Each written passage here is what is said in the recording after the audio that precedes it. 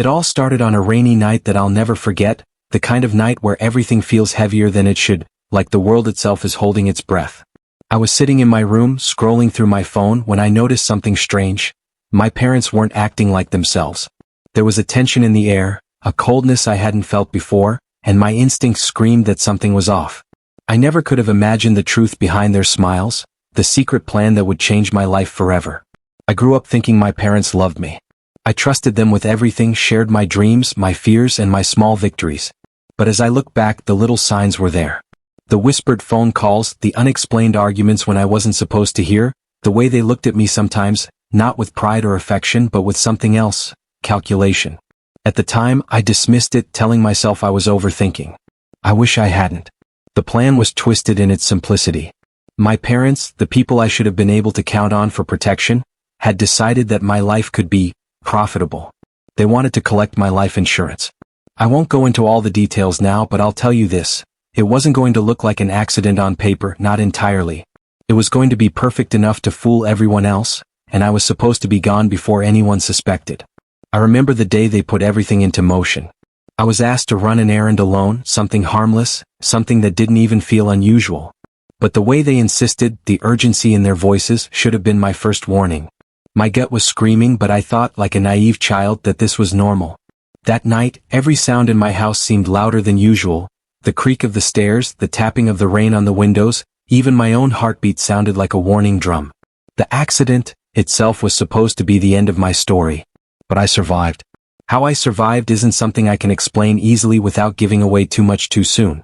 All I can say is that the universe, luck, or some force I can't name was on my side that night. I woke up somewhere I didn't recognize, alone, confused, and scared, realizing that the people who were supposed to love me most had betrayed me in the worst way imaginable. From that moment on, I disappeared.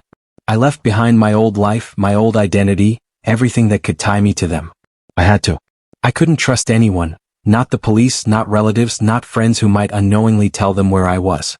Every day was about survival, keeping one step ahead, and learning who I could really rely on. It was terrifying, but it was also freeing in a way I hadn't expected. For the first time, I could think clearly without their manipulations clouding my judgment.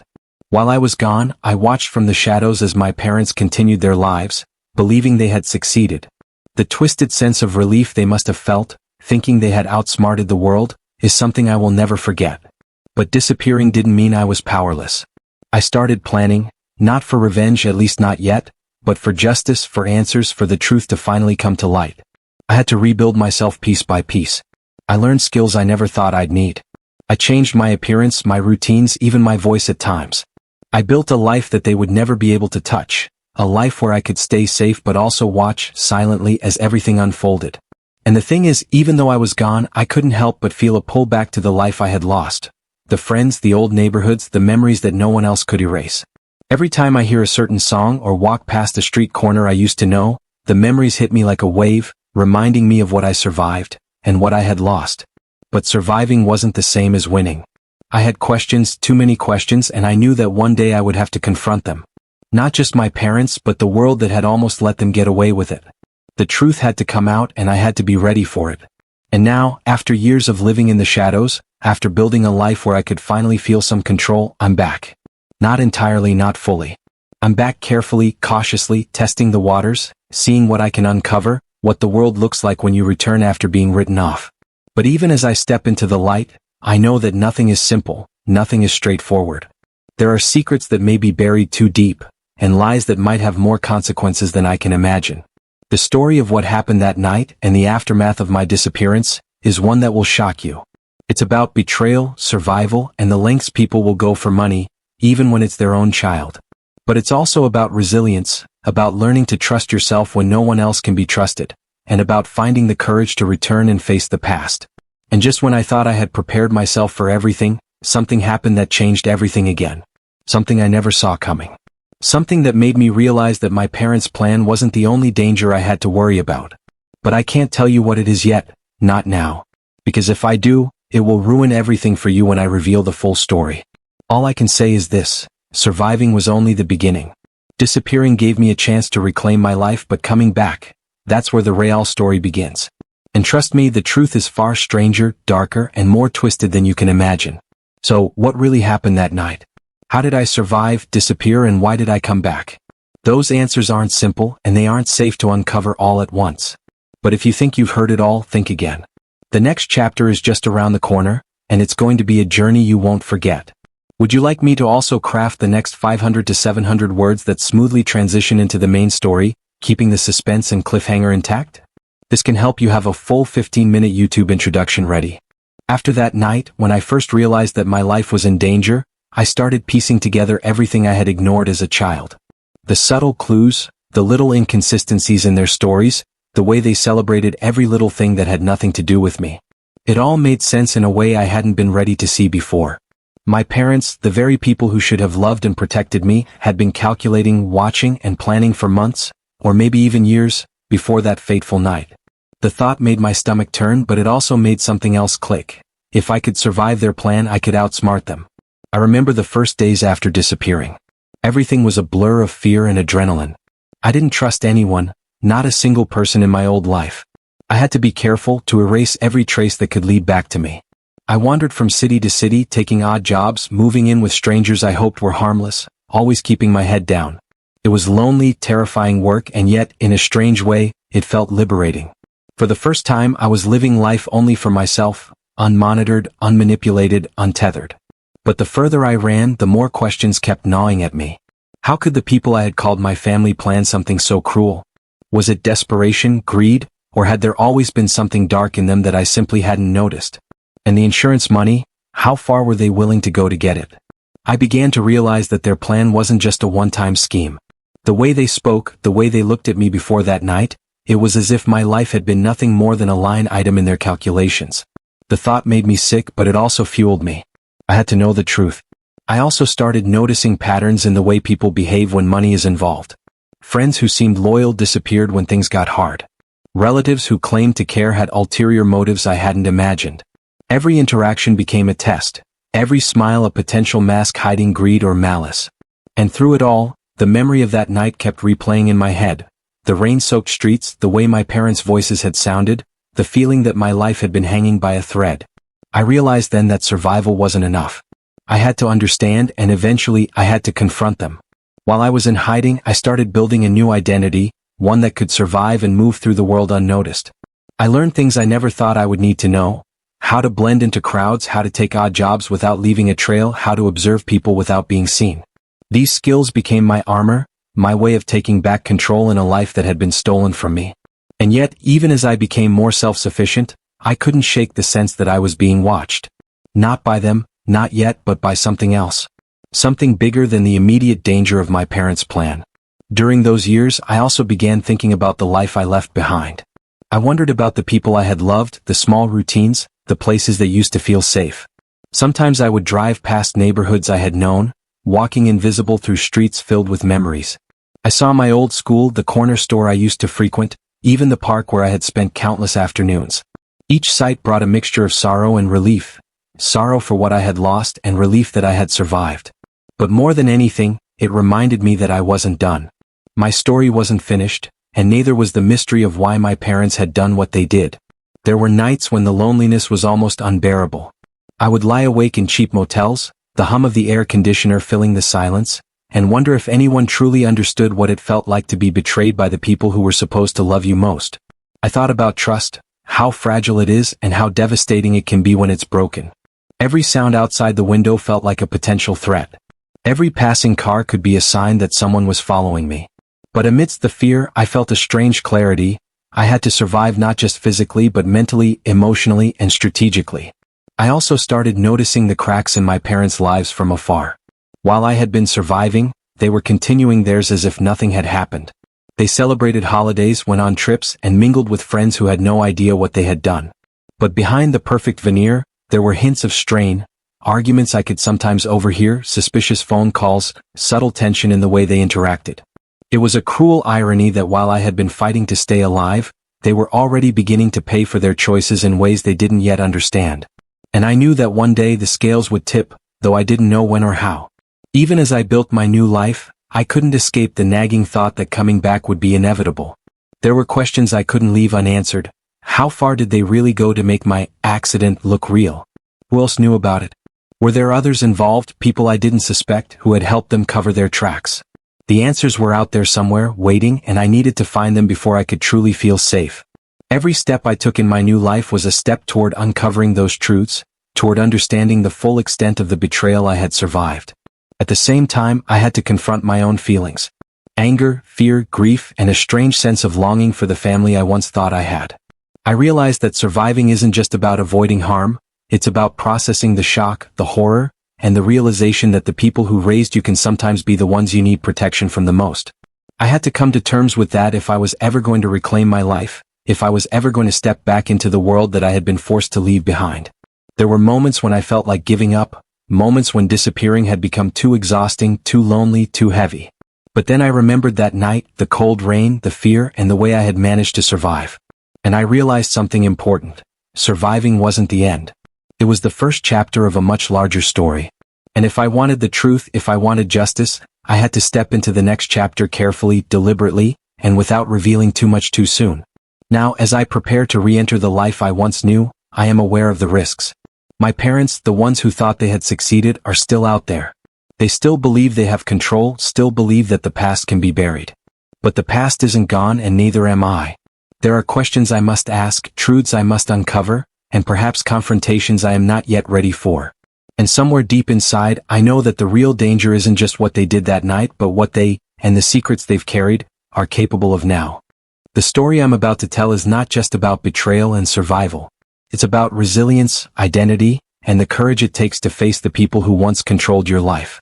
It's about the realization that even when you disappear, the past has a way of catching up to you. And as I step back into a world that almost killed me, I know that nothing will ever be simple again. There are secrets yet to uncover, dangers yet to face, and a truth so unsettling that it could change everything. And just when I thought I understood the story, I discovered something. A clue, a hint, a piece of the puzzle that I had never expected. Something that made me question everything I thought I knew about my parents, about the accident, and about the life I thought I had left behind. But I can't tell you what it is yet. Because the moment I do, it will change the story in ways you could never imagine. The next step, the next chapter, the next revelation, it's coming. And trust me, it's more shocking than you could ever believe. If you want, I can now continue and write the next 800 to 1,000 words that transition from this background into the first major turning point of your story, where suspense escalates and your coming back begins in earnest. This would give you a full, continuous script for your video. Do you want me to do that? The years I spent in hiding were not easy, but they shaped me in ways I never could have imagined. Every day felt like a test, a challenge to survive not just physically but mentally. I had to learn to trust no one, to read people's intentions like a book, and to stay invisible in a world that could easily betray me.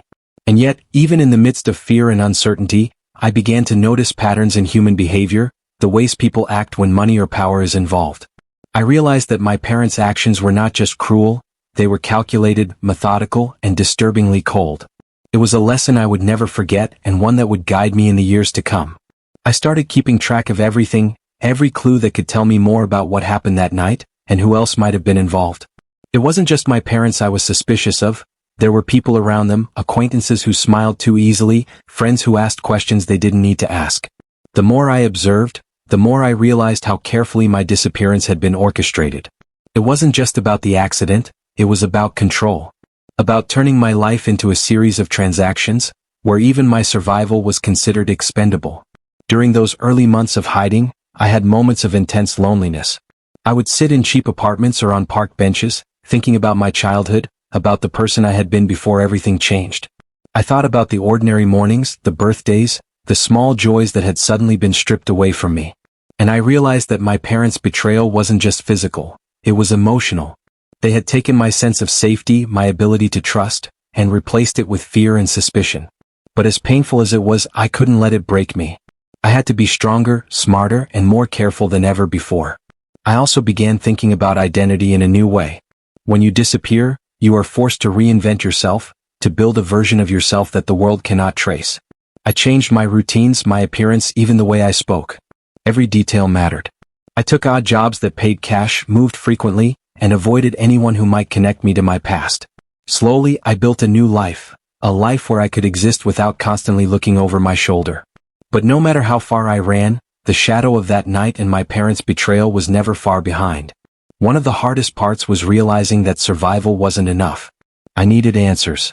I needed to understand why the people who raised me, who promised to protect me, had plotted to end my life. I needed to know if there were others involved, people I hadn't suspected, who had helped them cover their tracks. And most of all, I needed to know how close they had come to succeeding. Those questions kept me awake at night, fueling both fear and determination. Every detail I could uncover, every fragment of the past, brought me closer to the truth, even as it reminded me of how vulnerable I had been. I also had to confront my own emotions. Fear was constant, but so was anger, grief, and a deep sense of betrayal. There were nights when I cried myself to sleep, overwhelmed by the realization that the people I had trusted most were capable of planning my death. There were other nights when I felt a strange kind of clarity, a focus that came from knowing that I had survived against the odds. And in those moments I began to understand something important. Survival is not passive. It requires strategy, patience, and an awareness of every possible threat. While I was in hiding, I kept an eye on my parents' lives from a distance. I didn't engage, didn't reveal myself, but I watched. They carried on as if nothing had happened, going to social events, spending money, and living under the illusion that their plan had succeeded. But I could see cracks in their facade, the occasional argument, a hint of nervousness in their voice during phone calls, the way they sometimes seemed distracted. It was a cruel irony. While I had been learning to survive and rebuild, they were already beginning to pay a price in ways they didn't yet understand. I started noticing patterns in how people respond to greed and desperation. Friends who seemed loyal vanished when I needed them. Neighbors who acted friendly were actually curious about my disappearance. Even strangers could sense something was off when they interacted with me. The world became a puzzle of hidden intentions, and I had to navigate it carefully. Every new connection was a potential risk, every gesture of kindness a possible trap. Yet, even amidst all the suspicion and tension, I learned to adapt, to read the subtleties, to survive not just by hiding but by understanding. There were moments when I longed for the life I had lost. The friends, the routine, the comfort of familiar places. I thought about my childhood room, the laughter of simpler times, and the sense of safety I had once taken for granted.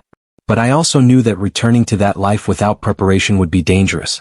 My parents' plan had changed everything, and I had to respect the fact that they were still capable of manipulation, still capable of deception. Patience became my ally, observation my weapon, and caution my shield. Over time, I discovered skills I never thought I would need. I became resourceful, learning to navigate cities, survive unlimited resources, and avoid attention. I became observant, noticing tiny details that could indicate danger. I became resilient, learning to endure isolation and uncertainty without losing focus. And through it all, I kept a small, burning determination. One day I would return. Not recklessly, not impulsively, but strategically. I would come back with answers, with clarity, and with the strength to face the people who had tried to destroy me. Yet even as I prepared, I couldn't shake the feeling that the danger was more complex than I understood. The insurance plan was only part of the story. There were hints of something deeper, something hidden beneath the surface of my parents' lives. Questions lingered about who else might have known, who else might have benefited, and whether their plan was truly limited to that night, or if it was part of a larger scheme I had yet to uncover. Each unanswered question became a thread, pulling me deeper into a web of secrets I had only begun to explore. Even in my solitude, I found moments of reflection. I thought about trust, betrayal, and the fragility of family bonds. I thought about what it means to survive, and what it means to live after betrayal. And I thought about the life I would reclaim, cautiously, deliberately, when the time was right. But I also knew that returning would not be simple. The shadows of the past, the lingering secrets, and the possibility of more danger meant that every step forward had to be measured, every decision carefully weighed. And then there were the small, strange coincidences that made me feel as if I hadn't completely escaped.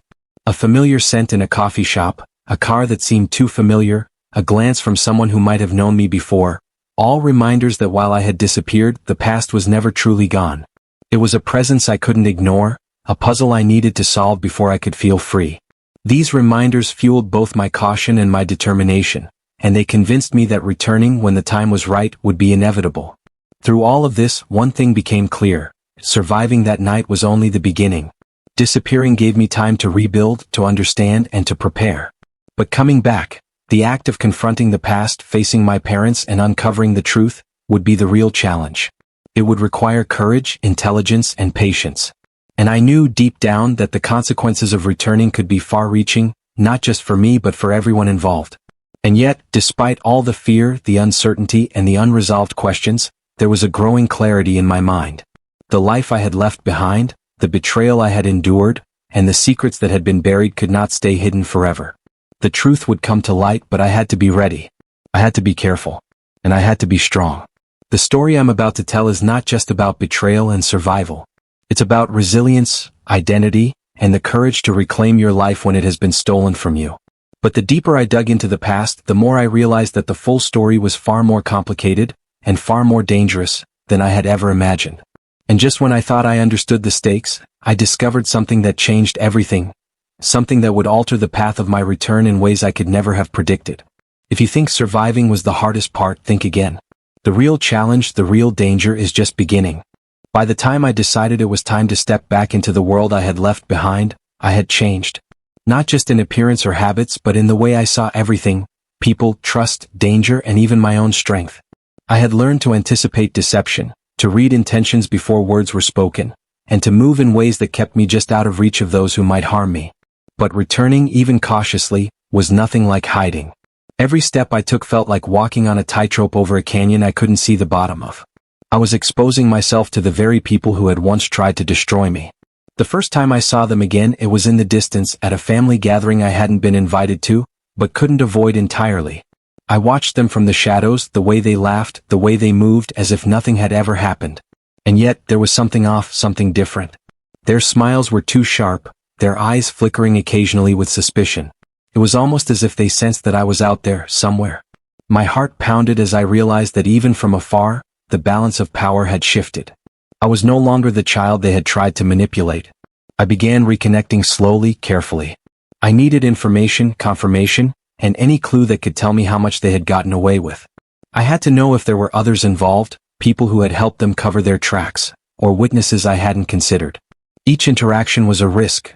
One misstep could expose me completely. But the deeper I got, the more I realized that the world I had left was a tangled web of lies, secrets, and silent threats. Everyone had a role in the story my parents had written, willingly or not, and untangling it was going to be dangerous. Then came the first real warning. A text, cryptic and unnerving, slipped through a channel I hadn't used in years. It wasn't signed, but the message was clear. They knew I was back, or at least suspected it. My stomach dropped. I had been careful, meticulous, but the message reminded me that my parents' reach extended farther than I had anticipated. It wasn't just about the insurance, the accident, or my disappearance anymore. It was about control, about proving that they still held power, even over someone who had survived their betrayal. I started noticing strange things around me. A car parked too long near my new apartment, someone observing me at the coffee shop, subtle references in conversations that hinted at knowledge they shouldn't have had. Fear mixed with determination. Adrenaline mixed with strategy. I knew that one wrong move could undo everything I had built, but I also knew that backing down wasn't an option. I had to confront the truth, and the truth was waiting just out of reach, behind layers of lies and deceit. Every night, I replayed that fateful night in my head, dissecting every detail, every interaction.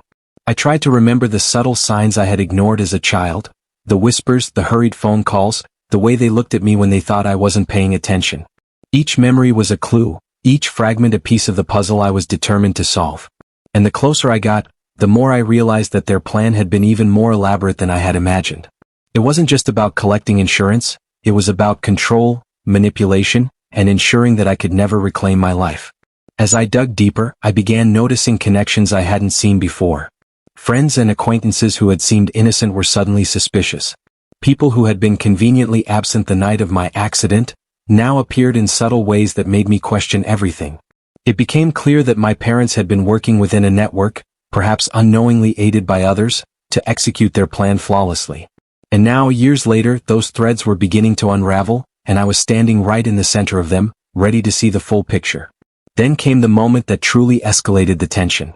I overheard a conversation by accident, a private argument between them that I wasn't meant to hear. Their voices were low, strained, tense. They spoke in hushed tones about me, about whether I had discovered anything, about how much of the past was truly buried. It was the first time I realized that my disappearance had left them uneasy, that they hadn't accounted for the possibility of my return. And hearing their voices, the fear and anger intertwined in every word, made my resolve even stronger. I knew I was on the verge of uncovering something massive, something that could change everything. The days that followed were a blur of careful investigation and quiet observation. I moved closer to the truth, gathering details without revealing myself. Every document I found, every person I spoke to, added pieces to a puzzle that had haunted me for years. And yet, the closer I got, the more dangerous it became. I began noticing that I was being followed, that my movements were being tracked. Subtle threats appeared. Phone calls that went unanswered, shadows that lingered a little too long, unexpected visits from people I thought were trustworthy. The tension was almost unbearable, but I couldn't stop now. It was during one of these tense days that I discovered a hidden layer to their plan that I had never anticipated. Evidence that they had gone further than I had imagined, that the accident had been part of something more sinister, and that my survival had disrupted a much larger scheme. The realization hit me like a punch to the chest. I had survived the first attempt on my life, but now I understood that my parents were willing to go to almost any lengths to maintain control, and that I was still very much a target. I began to understand the stakes more clearly. This wasn't just about a single night, a single betrayal. This was about years of manipulation, careful planning, and a willingness to do whatever it took to protect their interests. And now, with me back, the balance had shifted. But shifting the balance also brought risk.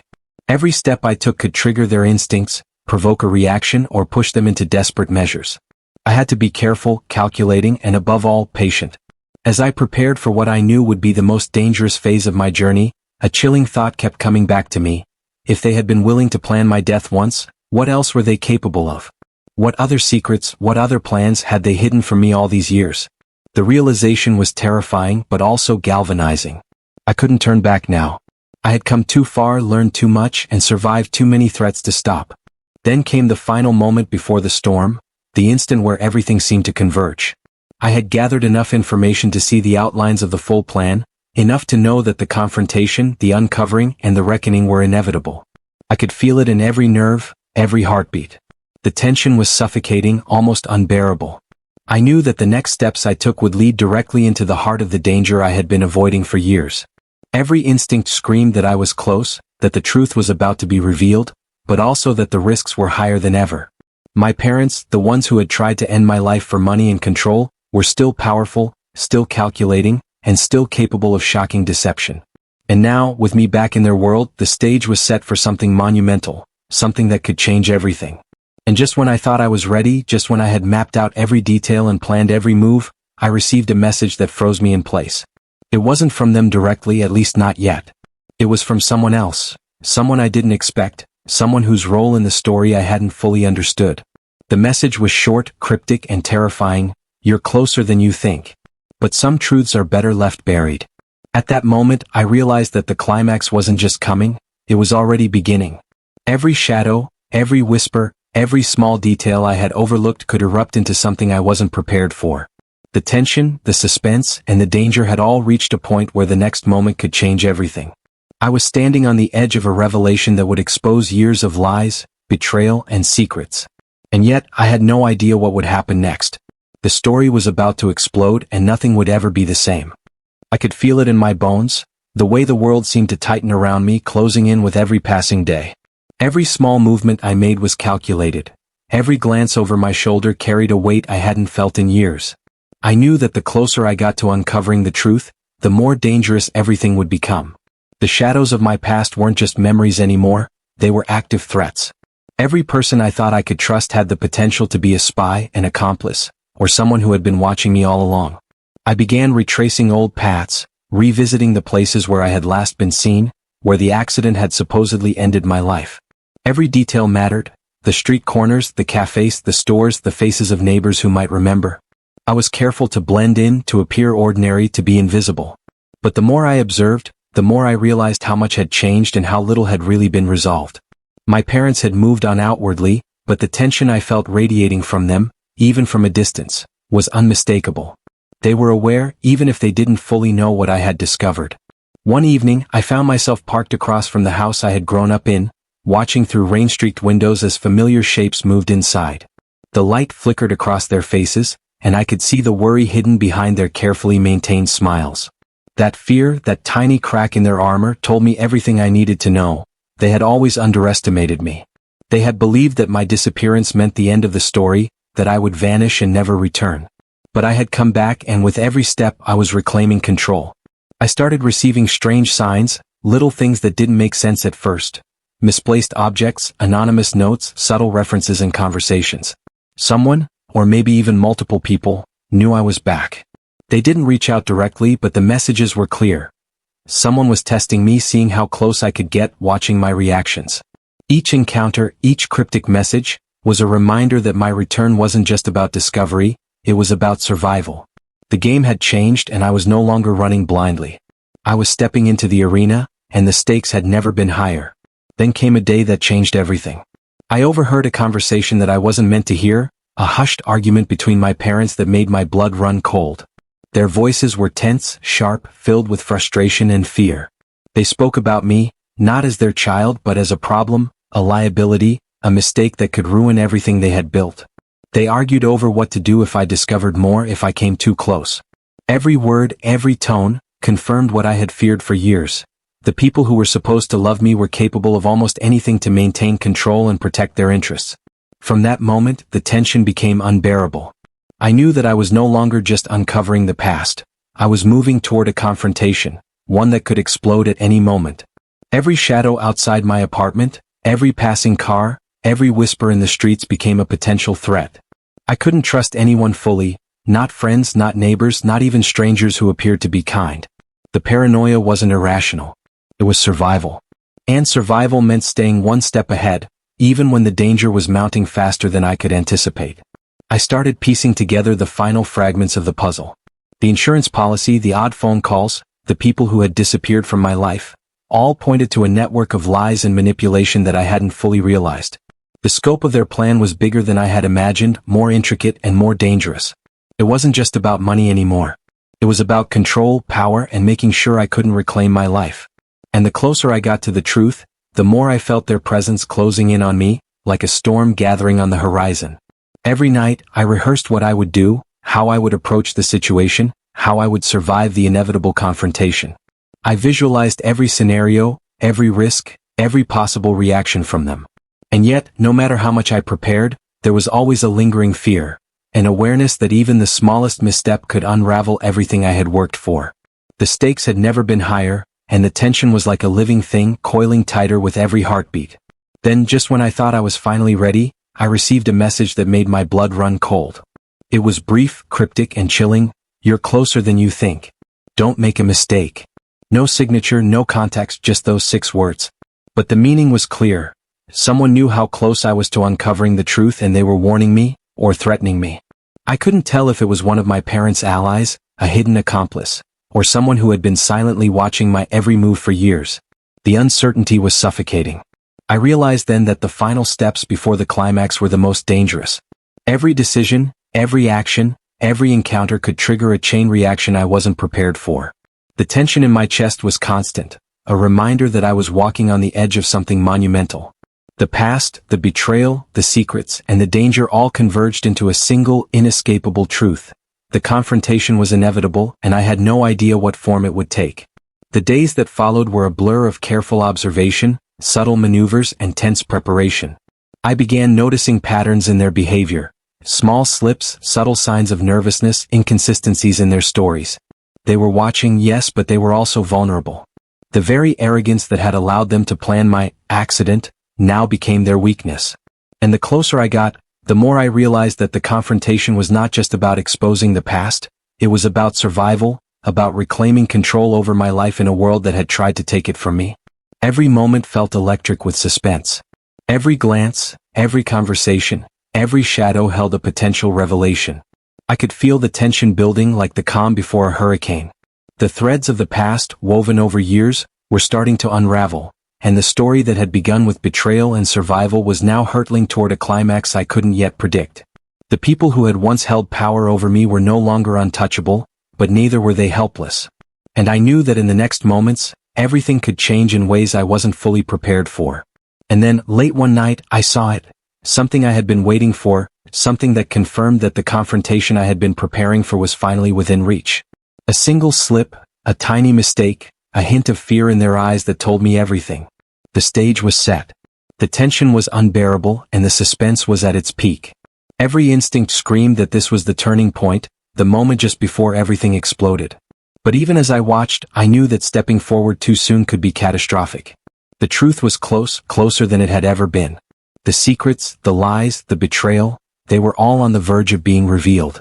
And yet, the danger was equally close. One wrong move, one miscalculation, and the life I had rebuilt could be destroyed in an instant. I was standing at the edge of the storm, with the climax of my story hurtling toward me faster than I could react. The anticipation, the fear, and the suspense were suffocating, and I realized that the moment of reckoning was unavoidable. Everything I had survived, every year in hiding, every step I had taken to rebuild, had led to this point. And now, as I prepared to face the people who had once planned my death, I knew that the climax, the most intense and dangerous part of this story, was only moments away. The storm was coming and there was no turning back. I could feel it, the tension in the air, thick and heavy, almost suffocating. Every step I took now had meaning, every glance over my shoulder carried the weight of danger. I was closer than ever to the truth, and that truth was like a living thing, pulsing, waiting to be uncovered. The more I observed, the more I realized just how fragile the world around me had become. My parents' carefully constructed lives were showing cracks, small hints of fear and paranoia that I hadn't seen before. But those cracks were subtle, almost invisible, and I had to move carefully to notice them. I started spending long hours tracking patterns, watching their routines, listening to conversations from a distance, noticing every subtle change in behavior. It was exhausting and nerve-wracking. Sometimes I would catch them exchanging glances that I couldn't interpret, or whispering in ways that made my blood run cold. I didn't know if they suspected me fully, or if they simply felt the tension in the air, a premonition that their past actions were finally catching up to them. Either way, I knew the storm was coming, and the question was only when it would hit, and how destructive it would be. The nights became the hardest part. I would lie awake in the darkness, replaying memories of that fateful night, the cold, the rain, the terror, and trying to anticipate what might happen next. Every scenario seemed plausible, every shadow potentially hiding danger. The thought that the people who once planned to take my life were still out there, still capable of manipulation and control, made my chest tighten. I had spent years preparing for this moment, but the reality was far more intense than I had imagined. Then came the signs. Little things at first. A car parked too long near my apartment, a face in the cafe that lingered too long, a voice on the phone that seemed oddly familiar. Someone was watching me, testing me, reminding me that the past was not gone. Every sign amplified the tension, made me more alert, more cautious. The stakes had never been higher. I knew that if I moved too quickly, I could trigger a reaction I wasn't prepared for, but if I waited too long, I risked losing my advantage. It was a delicate balance, and one misstep could cost everything. I also began noticing subtler clues about my parents' state of mind. They were trying to appear normal, calm, unaffected, but I could see it in their body language, the way their hands trembled ever so slightly, the way their eyes flickered when they thought no one was looking. They were anxious, aware that their carefully hidden past might finally be exposed. And that realization both terrified and emboldened me. I had survived them once before, and now, years later, I could see that the power dynamic was shifting. Then one day something happened that made the danger feel immediate. I overheard a conversation by accident, one they didn't realize I could hear. Their voices were low, urgent, tense. They spoke of me not as a child, not as family, but as a problem, something to be contained, managed, and, if necessary, eliminated. My heart raced as I listened, confirming everything I had feared for years. The people who were supposed to love me were plotting again, even if it was just defensively, and I knew that the next steps I took would be critical. I had to plan carefully. I couldn't afford to confront them head-on yet, the risk was too high. But I could position myself, gather more information, and ensure that when the confrontation came, I would be ready. Every phone call, every meeting, every shadow in the distance became a potential clue. I was constantly on edge, living in a state of hyper-awareness, knowing that any mistake could undo all the years I had survived and rebuilt myself. At the same time, I couldn't ignore the emotional weight of it all. Anger, fear, betrayal, and grief collided in ways that made even simple decisions difficult. I had to keep my focus on the strategy, on the facts, on the tangible signs of their behavior. But beneath it all was a growing sense of urgency. The longer I waited, the more time they had to act, to manipulate, to prepare defenses that could make everything even more dangerous. Then came the warning I didn't expect. A single note slipped under my door and signed cryptic, "You're closer than you think. Stop now or regret everything." It wasn't from my parents, or at least I couldn't be certain. Whoever had sent it knew I was digging, knew I was close to uncovering something significant. My pulse quickened. The tension ratcheted higher. I realized that whatever confrontation was coming, it wasn't just a personal reckoning. It involved others, layers of secrecy I hadn't fully anticipated. I started noticing patterns in their behavior that I hadn't before. Small mistakes, inconsistencies, moments of panic barely hidden under their carefully constructed calm. It was like watching a building on the brink of collapse.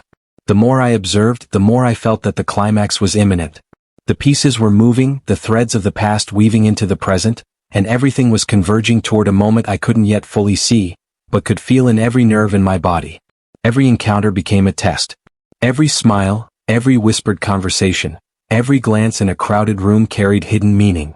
I couldn't trust anyone fully, not even people I had once considered allies. The tension was electric, the suspense almost unbearable. I was so close to uncovering the full extent of their plan that I could taste it, and yet, the danger was equally close. Any wrong move could expose me completely, trigger a reaction I wasn't ready for, or put me back in the crosshairs of the people who had once tried to end my life. Then came the moment that truly escalated everything. I caught them in a private argument, one that revealed just how desperate and fearful they had become. They spoke of me not as family, not as a child they loved, but as a threat, a variable in their calculations that could destroy everything. Their voices were sharp, urgent, full of tension. And hearing it, knowing that they had underestimated me once and were now realizing they might have miscalculated again, made my pulse race. The confrontation, the climax, was no longer a question. It was inevitable. Every instinct screamed that the storm was about to break. The tension was suffocating, almost unbearable. Every shadow seemed to hide danger. Every phone call, every glance, every subtle sign of recognition from others reminded me that I was no longer invisible. The past was closing in, and the moment of reckoning, the one I had been preparing for all these years, was right around the corner. And then, just as I thought I had mapped out every possibility, a new element entered the story. Someone, or something, shifted the dynamics entirely, a hidden player I hadn't accounted for. The message was indirect but chilling. You can't undo what's been set in motion. Be careful who you trust. The suspense became unbearable. I knew the climax was close, closer than ever. Everything I had survived, every year of hiding, every careful move, had been leading to this moment. And yet, the danger felt limitless. The tension was at its peak. The threads of betrayal, survival, and secrets were all converging. Every observation, every step, every choice could trigger the ultimate confrontation. I could feel the storm building, and there was no turning back now. The climax was coming, and nothing would ever be the same. The moment I had been preparing for, fearing for, and running toward for years finally arrived with a quiet intensity that surprised me. It wasn't a dramatic explosion or a violent confrontation, at least not in the way movies make it out to be. It was calculated, precise, and entirely within my control. After all the years of hiding, watching, and waiting, I realized that surviving wasn't just about endurance, it was about patience, strategy, and understanding the people who had tried to take everything from me. I approached them carefully, every step deliberate, every movement measured. My parents were in the same house where I had grown up, the house that had been the backdrop for so many memories, both joyful and terrifying. The familiarity of the place made it almost surreal. Walls that had once been safe now felt like a stage for a reckoning long overdue. I didn't announce myself. I let them sense my presence slowly, watching the subtle changes in their expressions, the flickers of fear that I had learned to spot so well over the years. When they finally realized I was there, the tension in the room was unbearable. It wasn't just shock. It was the realization that the child they had tried to eliminate had not only survived, but had come back stronger, smarter, and more in control than they could have imagined. I could see the guilt flicker across their faces, masked poorly by anger and defensiveness. But I had prepared for this. I had rehearsed every scenario, anticipated every excuse, and understood exactly what I needed to say and do to ensure they could never harm me again. The confrontation itself was intense, but calm. I didn't need to shout, to fight, or to create chaos. I let the evidence speak for itself, proof of the insurance plan, the lies, the manipulations, and the patterns of behavior that had kept me in danger for years. I watched as every carefully constructed excuse crumbled, as their defenses fell apart under the weight of truth. The realization that they had been exposed, that the plans they had so meticulously laid out were unraveling, created a tension that was almost tangible. They asked questions, tried to negotiate, tried to twist the story, but I had anticipated everything. Every question they asked was met with calm, collected answers. I didn't have to raise my voice or threaten them. The years of preparation, the careful gathering of evidence, and the clarity of my own purpose gave me all the power in the room. I could see it in their eyes. They knew the game had changed, and for the first time they weren't in control. I also confronted the other truths I had uncovered. The people who had been indirectly involved, the subtle manipulations from friends and acquaintances who had enabled their plan. I didn't need to call them out in a public spectacle. The evidence alone was enough. The ripple effect of exposing the network of lies was immediate. It wasn't just my parents who had to reckon with the truth, it was everyone who had allowed the deception to continue unchecked.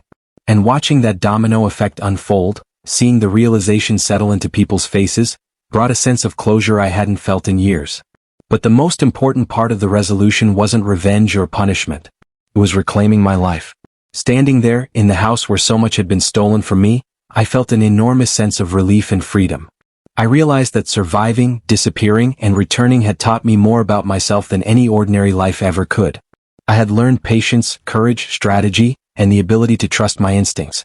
I had rebuilt my identity, my sense of self, and my life on my own terms. I left that house that day not with anger, but with clarity. I understood that holding on to resentment would only trap me in the past. My parents' actions were theirs to answer for, and I didn't need to carry their guilt or fear anymore. Instead, I focused on the life I wanted to build, the relationships I wanted to nurture, the experiences I wanted to embrace, and the freedom I had fought so hard to reclaim. As I moved forward, I also reflected on the lessons I had learned. Trust is fragile, and betrayal can come from the people you least expect. But survival and resilience are powerful forces. They can transform fear into strength, despair into determination, and pain into clarity. I had been forced to confront darkness in a way few people ever do, and in the process, I discovered an inner strength I hadn't known existed. I reconnected with the world cautiously at first, building relationships slowly, observing carefully, and ensuring that the people I allowed into my life were genuine. The scars from the past remained, but they were no longer wounds. They were markers of survival, reminders of the resilience that had carried me through years of fear and uncertainty. And with each day, I felt lighter, stronger, and more in control of my destiny. Looking back, I realized that my disappearance had been both a curse and a gift. It had forced me to survive, to think strategically, and to understand the complex web of human behavior in a way most people never have to. It had given me the tools to reclaim my life fully and intentionally, rather than letting fear or manipulation dictate my path. And while the betrayal had left deep wounds, it had also revealed my capacity for resilience, courage, and self-determination. In the end, the story isn't just about betrayal or the attempt on my life. It's about reclaiming agency, finding strength in survival, and understanding that even when the people who should love you most fail, you have the power to create your own future. I walked away that day with more than freedom.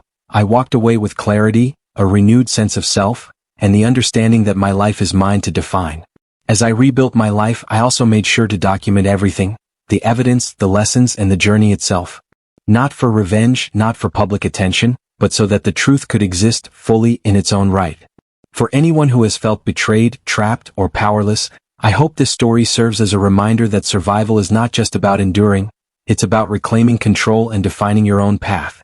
Years later, I can look back at that night, the accident, and all the years in hiding, and see a story not of victimhood, but of survival, resilience, and triumph. I faced the darkness, endured it, and came back stronger. And while the memories of betrayal will always remain, they no longer hold power over me. I am no longer defined by what was done to me, but by what I survived, what I learned, and the life I chose to build after it all. And so, I live now fully aware of the fragility of trust, the reality of human deception, and the power of resilience. I survived what was meant to destroy me. I disappeared to protect myself. I came back to reclaim my life and uncover the truth. And in doing so, I realized that survival is only the first step. Reclaiming your life, your identity, and your power is the ultimate victory. The past cannot be changed, but the future is mine.